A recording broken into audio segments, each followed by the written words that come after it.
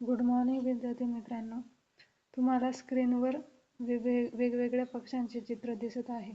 ते पक्षी कोण? पोपट, चिमणी, बदक, मोर, बरोबर.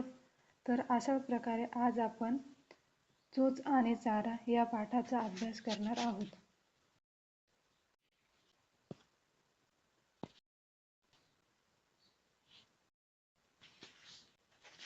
मित्रांनो, चोच चारा या पाठात करणार आहोत. पाठाचे लेखक मकरंद जोशी. लेखकांचा परिचय आपण. मकरंद जोशी 77 प्रसिद्ध लेखक. सहल प्रवास एक प्रवासाचा. केशरीभाऊ पाटील चे आत्मकथन 2 ध्रुवांवर 2 प्रवास वर्ण. घर यांचा हा कथासंग्रह. पर्यटन मार्गदर्शक. परिस एक 52 कशी कहाणी इत्यादी प्रसिद्ध. विविध वृत्तपत्रे कालिके यामधून पर्यटन, पर्यावरण इत्यादी विषयांवरील लेख आणि मुलाखती. पक्षी जीवनात नेहमी कुतूहल वाटत आले आहे. त्या झालेल्या अभ्यासातून पक्षी नाना विविध पैलू समोर आले आहेत. आदिवासींप्रमाणे अन्नाच्या उपलब्धतेनुसार पक्ष्यांच्या चोचींचा आणि रूप कशी बदलत राहतात या वेध लेखकांनी लक्षात घेतला आहे. प्रस्तुत पाठ यमम घेतला आहे.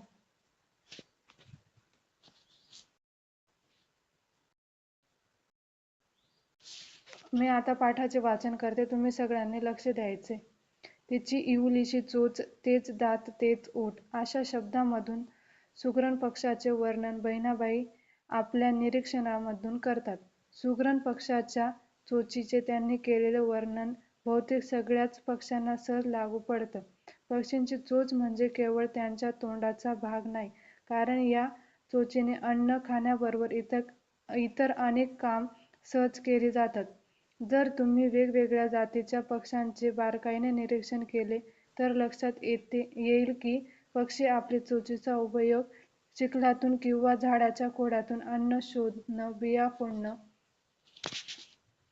शिकार केलेल्या पक्ष्यांचे तुकडे करणं यासाठी तर करतातच, पण त्याचबरोबर चोचीचा उपयोग घरटे बांधण्यासाठी, पिलांना भरवण्यासाठी इतकेच काय, पण झाडावर चढणं किंवा वेलीवर लटकणं यासाठी सुद्धा केला जातो. म्हणजे चोच ही जणू पक्ष्यांसाठी हात, पाय, दागिना. सर्वसाधारणपणे पक्षी निरीक्षण करताना पक्ष्यांचा रंग, उडण्याची किंवा बसण्याची पद्धत याचबरोबर त्यांच्या चोचीचा आकार कसा आहे याकडे लक्ष दिले जाते, कारण चोचीच्या आकारावरून त्या पक्ष्याचे भक्ष्य, घरट्याचा प्रकार याचा अंदाज बांधता येतो.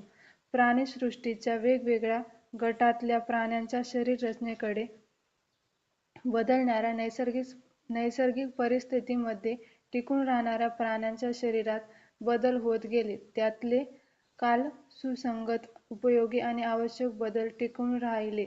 याचा प्रवासात पक्ष्यांची चोच निर्माण झाली. पक्ष्यांच्या ज्या वेगवेगळ्या जाती निर्माण झाल्या त्यांच्या चोचीमध्ये रंग, आकार यात विविधता निर्माण झाली. मात्र पक्ष्यांच्या प्रकारानुसार चोचीचे प्रकार बदलताना दिसले तरी सगळ्या पक्ष्यांच्या चोचीची मूळ संरचना समान असते. कोणत्याही पक्ष्याची चोच 2 भागांमध्ये वरचा भाग वर बाह्य श्वसनेंद्रिय असते आणि जर बारकाईने निरीक्षण केले तर पक्ष्यांच्या चोचीच्या सुरुवातीला 2 लहान छिद्रे दिसतात. या छिद्रांमधूनच पक्षी श्वासोच्छ्वास करतात. अपवाद म्हणून किंवा पक्ष्यांमध्ये ही छिद्रे चोचीच्या टोकावर असतात. आता पाठाचे वाचन झाले आहे. तुम्ही सगळ्यांनी लक्ष द्यायचे.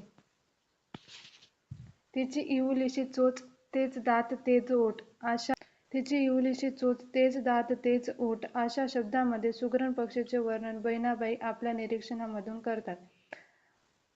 बहिणाबाई यांचं खूप सूक्ष्म निरीक्षण होतं. त्यांनी शिक्षण घेतलेले नव्हते तरी देखील त्यांनी खूप साऱ्या कविता लिहिल्या आहेत. जसं की मन वढाळ वढाळ, हुब्या पिकातलं ढोर, किती हाकवू हाकवू फिरू येतं पिकावर. आपलं मन हे गुरासारखं आहे. गुराला कितीही शेतातनं हाकवून आणलं तरी देखील ते परत चारा खाण्यासाठी त्या शेतात जातं. तसं आपलं मन एका जागी स्थिर राहत नाही, ते भटकत राहतं. या अशा प्रकारच्या कविता बहिणाबाई चौधरींनी केल्या आहे. तसेच सुग्रण पक्ष्यांचेही सुंदर वर्णन इथे बहिणाबाई चौधरींनी केलं आहे की तिची इवलीशी चोच तेच दात तेच ओठ. म्हणजे बहिणाबाई चौधरी सांगतात की सुग्रण पक्षीची चोच म्हणजे तिचे दात आणि ओठ दोघेही आहेत. सुग्रण पक्षीच्या चोचीचे त्यांनी केलेले वर्णन बहुतेक सगळ्याच पक्ष्यांना सहज लागू पडतं. पक्षीची चोच म्हणजे केवळ त्याचा तोंडाचा भाग नाही, कारण या चोचीनं अन्न खाण्याबरोबर इतर अनेक कामं सहज केली जातात. जर तुम्ही वेगवेगळ्या जातीच्या पक्ष्यांचे बारकाईने निरीक्षण केलं तर लक्षात येईल की पक्षी आपल्या चोचीचा उपयोग चिखलातून किंवा झाडाच्या खोडातून अन्न शोधून बिया फोडून. लेखक म्हणतात की सुग्रण पक्ष्याचे वर्णन हे बहुतेक सगळ्याच पक्ष्यांना लागू पडते कारण की सुग्रण पक्ष्याच्या चोचीसारखेच इतर पक्ष्यांच्याही चोच असतात. पक्षी आपल्या चोचीचा उपयोग फक्त घरटी बांधण्यासाठी किंवा अन्नाचा शोध घेण्यासाठी नाही करत, तर ते बिया फोडण्यासाठी, चिखलातून किंवा झाडाच्या खोडातून अन्न शोधण्यासाठीही त्याचा उपयोग करत असतात. शिकार केलेल्या प्राण्यांचे तुकडे करणं यासाठी तर करतातच, पण त्याचबरोबर चोचीचा उपयोग घरटं बांधण्यासाठी, पिल्लांना भरवण्यासाठी इतकंच काय, पण झाडावर चढणं किंवा वेलींवर लटकणं यासाठी सुद्धा केला जातो. म्हणजे चोच ही जणू पक्ष्यांसाठी हात, पाय, दागिना, चमचा बरंच काही असतं. लेखक सांगतात की पक्ष्यांची चोच ही फक्त शिकार करण्या, झाडावर चढण्यासाठी, वेलींना लटकण्यासाठी ही सुद्धा चोचीचा उपयोग पक्षी करत असतात.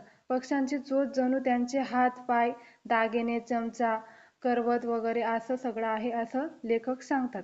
सर्वसाधारणपणे पक्षींचे निरीक्षण करता पक्ष्यांचा रंग, उडण्याची किंवा बसण्याची पद्धत याचबरोबर त्यांचा चोचीचा आकार कसा आहे याकडे लक्ष दिले जातं, कारण चोचीच्या आकारावरून त्या पक्ष्याचे भक्ष्य, घरट्यांचा प्रकार याचा अंदाज बांधता येतो.